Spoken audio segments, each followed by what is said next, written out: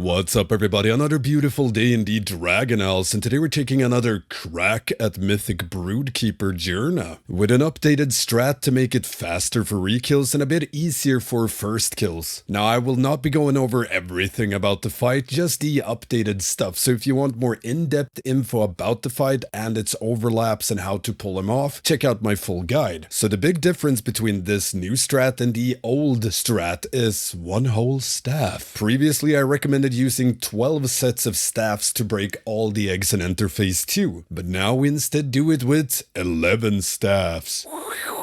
So as you can see in this awesome pick, shout out to Avocado, you'll be doing 3 sets of eggs on all but the 10th staff, so there will now be a bit more raid damage, especially on staff number 5 and 11. So keep in mind to assign healing cooldowns accordingly, and you want to use personals on number 5 and 11 if you're on boss. It would be an excellent time for it. Now you still want to do extra beams on staff number 5. Now we do 2 extra beams there that we just run into the wall. That way we won't have any beams in the middle later. Now the reason you want to do 11 staffs instead of 12 is because you skip the last double proto-dragon pack and instead transition just as the pack before them spawns, which is the double flamebender pack. This pack is a lot easier to deal with compared to the double proto-dragon pack, and it makes the transition a lot simpler. Now the only downside, if you will, is a slightly longer phase 2, but this is easily worth it due to all the nerfs the boss has gotten, as well as the gear most guilds have that are either progging or farming Broodkeeper. So what we do for this transition is when the pack before the double flamebender pack dies, everyone that's on ad team rushes to boss, ad tank runs over to the flamebender pack and picks them up, holds them away from boss until they've spawned their first flame turrets, and then we stack all the mobs on boss and AoE them down. Just make sure to have dispels for their cauterizing flames. You can pull them in instantly on boss without waiting for flame turrets, but that does make it a bit more hectic as you'll get wildfires during them, so either dodge well or heal forehead. But other than that, it's pretty much the same as from the previous full guide. Use as many DPS as you need to kill ads before new ads spawn, otherwise max out boss damage. The lower you get her before phase 2, the easier it gets. So if you are killing ads giga fast, then remove a DPS and slap them on boss instead. And yeah, like I said, if you want more info about how the entire fight works, each ad pack, movements, etc,